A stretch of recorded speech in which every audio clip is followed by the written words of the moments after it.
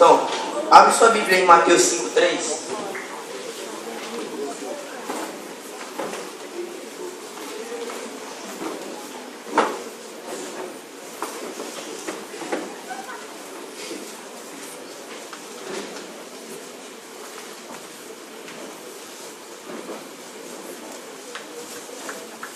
Já achou? Mateus 5:3.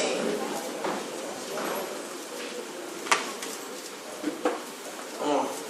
Bem-aventurados os pobres de espírito, pois deles é o reino dos céus.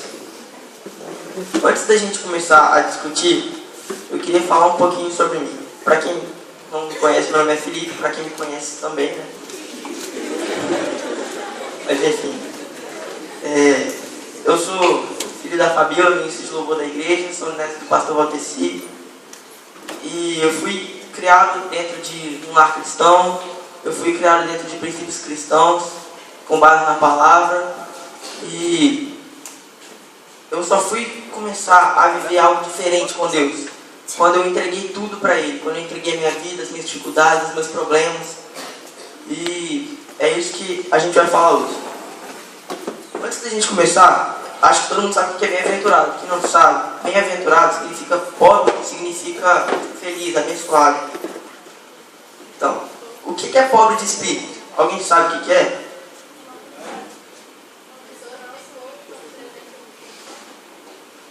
Não é isso. Antes da gente falar o que é pobre de espírito, a gente vai falar o que não é.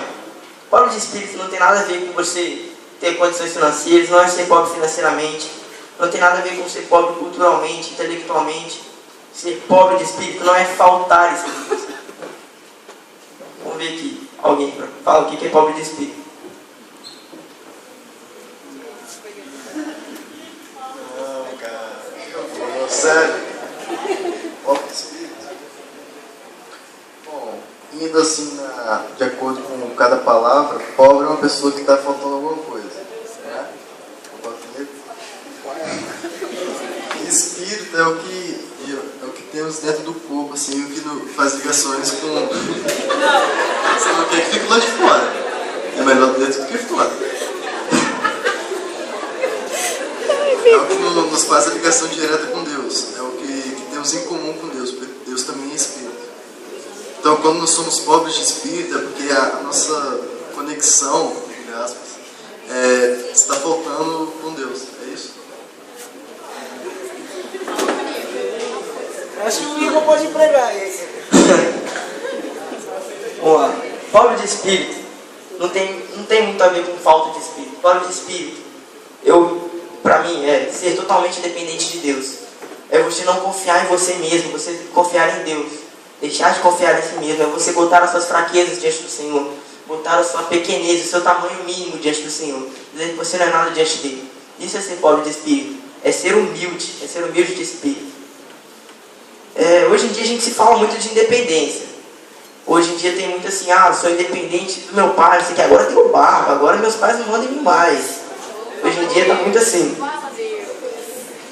No nosso livro devocional tem uma ilustração que fala de um menino de 4 anos que está andando de mão dada com os pais, e ele chega para o pai e fala: pai, deixa eu andar sozinho. Isso numa estação de metrô lotada. Deixa eu andar sozinho.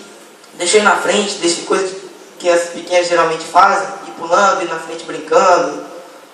Só que muitas vezes é isso que a gente quer fazer com Deus. A gente quer dizer: Senhor, larga a minha mão, deixa eu ir sozinho daqui pra frente, eu consigo. Ou um menino, às vezes, que o pai chega, o filho vai te levar na escola: não, pai, precisa não. Mas deixa eu te levar, pai, não enche o saco não, deixa eu ir sozinho. A gente faz isso com Deus, sem mesmo perceber. O rico de espírito, ele se apoia no seu próprio entendimento. Ele se apoia nas suas riquezas, na sua sabedoria.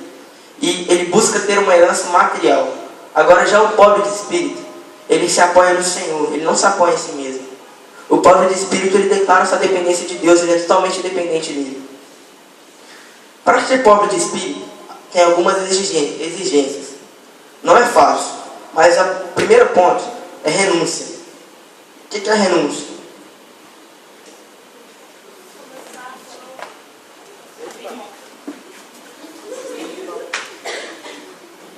Começar não, coisa eu não vejo mal.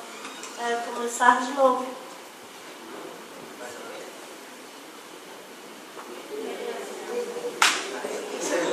Renuncia, Luciano. Deixar de lado. E continuando. Renúncia é quando você deixa alguma coisa, você deixa um prazer seu, no contexto aqui, para buscar a Deus. Você deixa de fazer algo que você gosta, por exemplo, mexer no PC, mexer no videogame, jogar bola. Isso tudo para buscar a Deus, para orar, para dedicar um tempo a Deus. Isso é renúncia. Agora, é fácil renunciar? É fácil você deixar de fazer tudo que você gosta para ler a Bíblia? Então, tem um versículo que está lá em Salmos 34:18, que diz: o Senhor está perto dos que têm o coração quebrantado, Ele salva os de espírito arrependido. Quebrantado nesse versículo tem a ver com aceitar a vontade do Pai, declarar sua dependência de Deus. Tem a ver com você ter o seu coração mole, seu coração sensível à voz do Pai. Isso quer dizer quebrantado nesse versículo. Tem um versículo lá em Salmos 37:4 que diz o seguinte: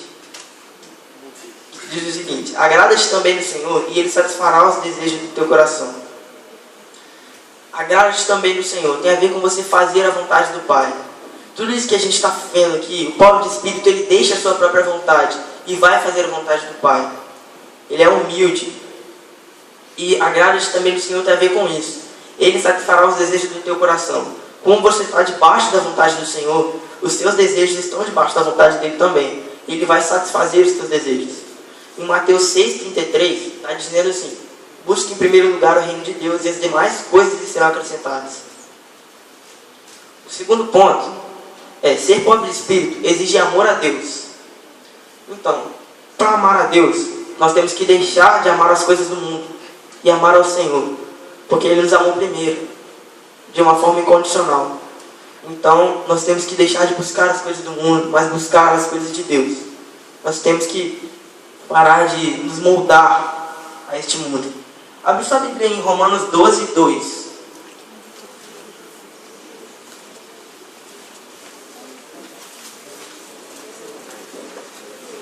Essa na filmagem profissional.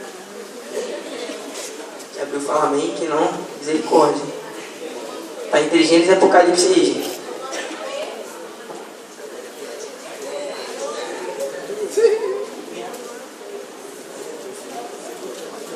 Romanos 12:2. Todo mundo já abriu? E não vos amoldeis ao esquema deste mundo, mas sede transformados pela renovação da vossa mente, para que experimenteis qual seja a boa, agradável e perfeita vontade de Deus. Isso tem a ver com o que eu acabei de falar. Ser pobre de espírito exige amor a Deus. Exige você deixar as coisas do mundo, não se moldar, não tomar a forma. A minha versão está dizendo para você não viver como as pessoas deste mundo vivem. É você ser diferente. É você demonstrar o seu amor de Deus através da renúncia e através de tudo isso. Agora, ser pobre de espírito também existe confiança em Deus, que é algo que muitas vezes é difícil. A gente tem que deixar de confiar na gente mesmo para confiar no Senhor. A gente tem que entregar os nossos planos, projetos, entregar a nossa vida diante do Senhor, confiando na vontade dele. Então, por exemplo, algo que me confrontou muito em relação a isso foi, por exemplo, o IFES. Algo que muita gente quer fazer, muita gente quer passar, mas tantas vezes a gente não bota isso diante do Senhor. A gente tem que aprender a colocar isso diante dele, colocar as coisas diante dele. Eu, por exemplo, eu quero passar no IFES, mas nem sei o que eu vou fazer ainda, mas eu sei que eu quero fazer. Por exemplo, mas eu não estou botando isso diante do Senhor, eu não estou gastando tempo para orar por isso. Eu não estou botando, Senhor, isso é teu, eu vou fazer o curso que o Senhor quer que eu faça. Deus, Ele é um Pai amoroso, e Ele fica feliz quando seus filhos se achegam a Ele, Ele fica feliz quando a gente chega perto dEle, com as nossas fraquezas, as nossas iniquidades, com os nossos problemas. Ele não só fica feliz com isso, mas Ele nos ajuda a resolver. Ele supre as nossas necessidades, para que nós possamos continuar a nossa caminhada com Ele. Quando a gente faz essa entrega total, a gente está dizendo o que está lá em Romanos 12:1 e 2, onde você abriu aí, o versículo anterior está dizendo: portanto, irmãos, rogo-lhes pelas misericórdias de Deus, que se ofereçam em sacrifício vivo, santo e agradável a Deus. E este é o culto racional de vocês. Aí o versículo que a gente acabou de ler: e não vos amoldeis ao esquema deste mundo, mas sejam transformados pela renovação da vossa mente. Terminando. Esse texto ele nos exorta a oferecer a nossa vida em sacrifício a Deus, vivo, santo e agradável. O sacrifício de Jesus na cruz já foi completo. E, portanto, não há necessidade de a gente fazer aquele sacrifício que eram descritos lá no Antigo Testamento, de que eram colocados no altar lá e queimavam as paradas. A ideia aqui não é a gente fazer sacrifícios para Deus, mas é a gente se oferecer a Ele, oferecer tudo o que temos e somos nas mãos dele. Quando a gente faz essa entrega total, a gente começa a comprovar no nosso dia a dia, a gente começa a vivenciar a face dele de forma completa. A gente vê a vontade dele, que é boa, perfeita e agradável. Consequentemente, a gente deixa a nossa vontade de lado. A gente, que na verdade é ruim, imperfeita e desagradável comparado à vontade de Deus. As nossas vontades, elas são muitas vezes prazerosas.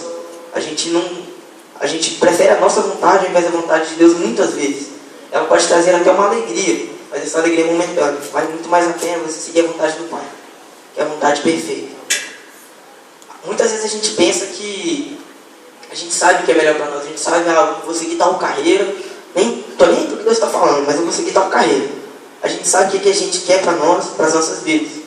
A gente traça planos, projetos, tudo de acordo com a nossa vontade, o nosso coração. Mas também, muitas vezes, a gente se dá mal. Sai alguma coisa errada, a gente planeja, aí alguma coisa sai errada. O que deu? A palavra diz que enganoso é o coração, mais do que todas as coisas, e perverso. Quem poderá o conhecer? Nosso coração é enganoso, mas o coração de Deus é perfeito. O coração de Deus não é enganoso. Esse texto está lá em Jeremias 17:9. E para concluir, essa é uma palavra curta. Para concluir, a gente descansa em Deus quando a gente deixa as coisas nas mãos dele. A gente fica mais tranquilo. A gente diz: toma, Senhor, é seu. A gente descansa nele. Primeiro ponto, quando a gente entrega tudo para ele. O segundo ponto, quando a gente sabe que ele cuida de tudo melhor do que nós cuidamos. Ele cuida de todo o universo, ele cuida porque simplesmente ele não pode cuidar das nossas coisas. Ele é um Deus maravilhoso. E o terceiro ponto é que ele tem poder sobre todas as coisas. Eu gostaria que você abaixasse sua cabeça nesse momento e começasse a refletir sobre o que a gente falou agora. Eu queria lançar para vocês as seguintes perguntas. Vocês de cabeça baixa, refletindo. Se possível, feche os olhos. Você tem dependido de Deus? Você pode ser chamado de pobre de espírito hoje, de humilde de espírito? Ou você faz como aquele filho, você faz como a criança que diz: não, daqui para frente eu vou sozinho, pode deixar. Pedro, apaga a luz ali pra gente. Ou você tem sido como filho rebelde e diz: não, pai, não precisa me levar que eu estou sozinho, não me enche o saco não, sai daqui, vou deixar que daqui eu estou tranquilo. Como está a sua vida hoje?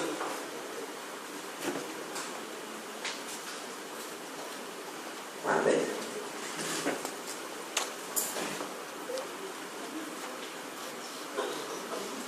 Todo mundo abaixa a cabeça, como o Felipe falou aqui agora, começa a pensar e